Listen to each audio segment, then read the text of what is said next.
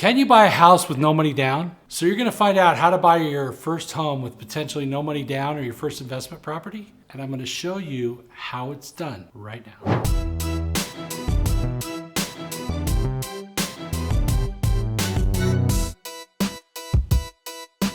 I'm also gonna tell you some sources that you can go to help you get a home no money down, especially an owner-occupied one. And I'm going to talk about the strategy I used one time to buy 12 properties no money down. So let's go right into it right now. So let's start with, does no money down really exist, okay?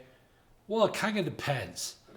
If you are talking about no money down, typically you're talking about using other people's equity, or you're talking about using other people's money in order to acquire a property. So let's talk about both. First, let's talk about equity, which is like a no money down. Equity means that a person has a loan on the property and you're going to buy the property and they have equity, meaning that the property is worth, say, 200 and they owe 150, but they don't want the property. It's got distress or something's wrong, for an example. So they're willing to have you take over the property for 200 grand and just start making payments on it. The property perhaps doesn't bring in any cash flow. And so the benefit to them is they start getting cash. The benefit to you, you get a property that you can improve and potentially increase the cash flow. This idea of getting cash flow from a property and no money down has been done. And one of the typical ways it's done is what's called a lease with an option. You get control of the property, and then your option, after you've been there for a while, allows you to get the property, and your rent payments have become your down payment over time. So is it a no money down? Well, in a way it is. You're not putting no money down up front. You're making little bits of down payment over a long period of time, but you have control of the property, you're using the property, and you're leasing the property, and you're basically making staggered payments or monthly rent payments to become the down payment. Another way is a strict no money down, which is where somebody gives you a deed to the property that they don't want, and it is for a promise for money later, usually, right? Or another way is a partnership where a person says, I'll give you a piece of the property, you fix it up and we'll sell it, right? So the owner says, listen, this property needs a lot of work. If you fix it up, I'll give you 30, 40, 50% of the profits.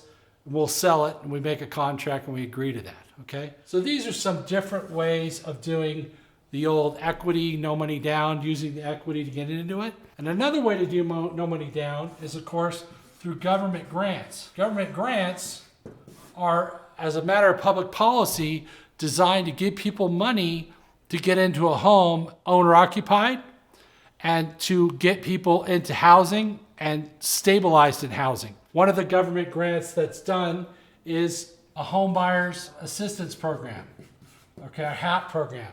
The home buyers assistance program is basically to help home buyers get into homes, and so maybe they would get a 3.5% down payment FHA loan, right? Federal Housing Authority, FHA. 3.5% FHA loans are designed for first-time home buyers. They have to have certain qualifications. You talk to your mortgage broker or bank about how to do that. Most of them do them. And that loan, then you may be able to get a grant for the difference in the down payment, the 3.5% down that you need. So the FHA will pay 96.5%, right? And the grant will pay the other 3.5%.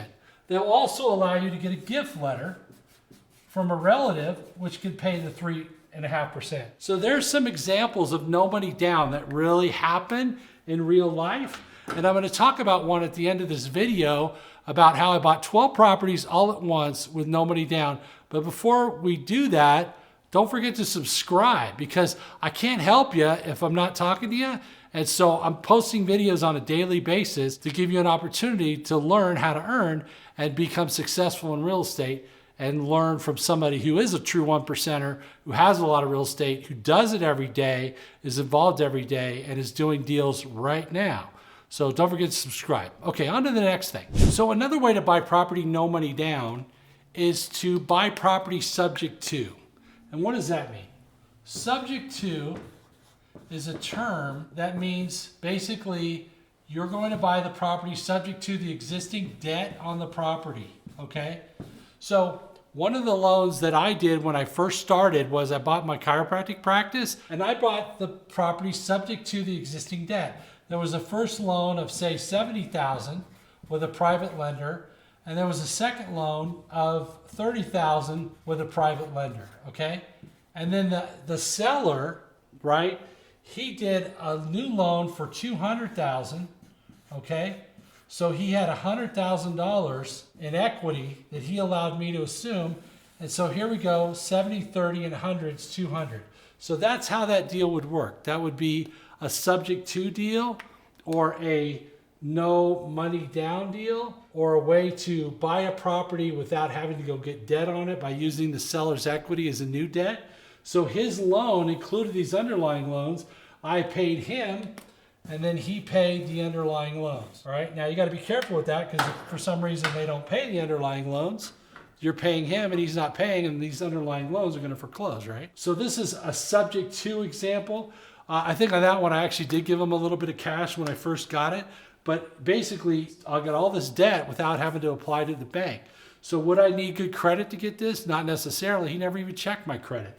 I was a tenant in his building. He wanted to sell the building. He sold it to me, the tenant. I was already paying rent of about $750 a month. And this new payment was, I don't know, maybe it was around $1,300 a month or $1,400 a month. So the payment shock wasn't too much for me, because I had a good business and I could pay it, no problem. But it gave me control of the property. The benefit to me now is what? I can depreciate the property, right? I can write off these payments. And so even though I'm paying $1,300 on a payment, my after-tax cost would be pretty close to $750. Plus, I have the appreciation and the upside by now owning the property. So if my $200,000 purchase price in 10 years, maybe it's worth $260 or $270, maybe, potentially, right? So that is an important aspect of no money down, is where using the seller's equity and the subject to the existing loans. Now, I told you I'd tell you a story about how I bought 12 properties. And the way I bought these properties was that there was a bunch of loans and it was a portfolio. And the seller was retiring, and he had all these loans with different banks at the time that were real low payments, okay? Instead of me going out and doing a loan on every single one, the broker that I had, we just did one loan, okay? And I paid all the underlying loans, and I paid him a loan for his equity. But I didn't get the loan from him, right? So I bought this portfolio for, it was around $1.2 million. Okay, there was around $600,000 of equity, right? And he had about $600,000 in debt.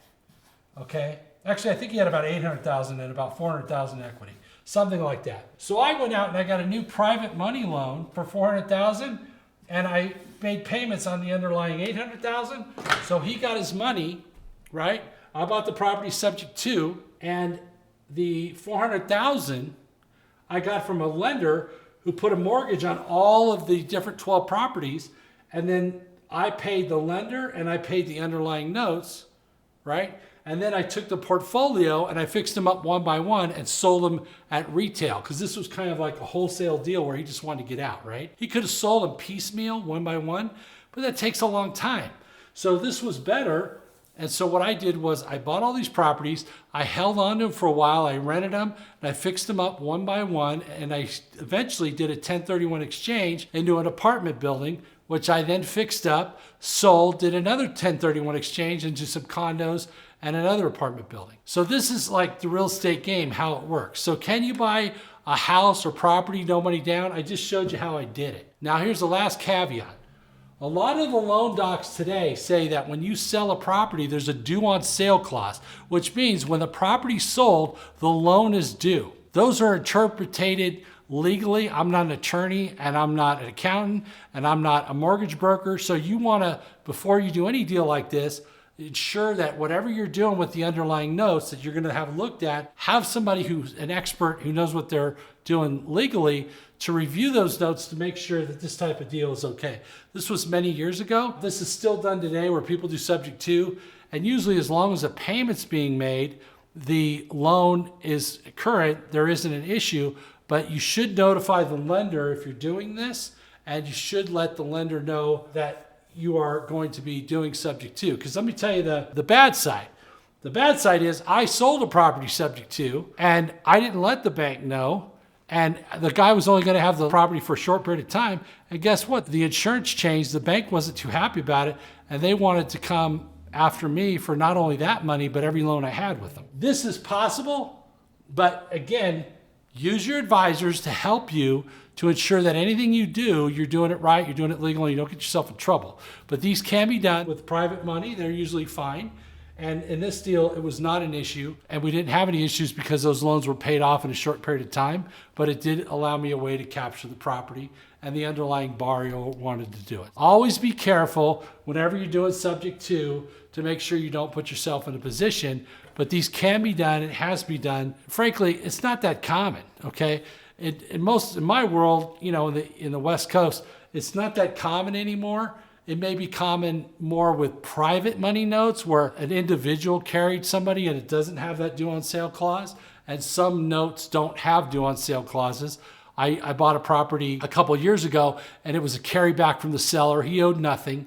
He carried back the financing, and that has a due on sale clause or the option for somebody to assume that loan and take it over. All of these underlying loans were assumable, so you can have an option where you can take over a loan. You just got to let the underlying mortgagee know what you're doing. So in all cases, can you buy property, no money down? Yes.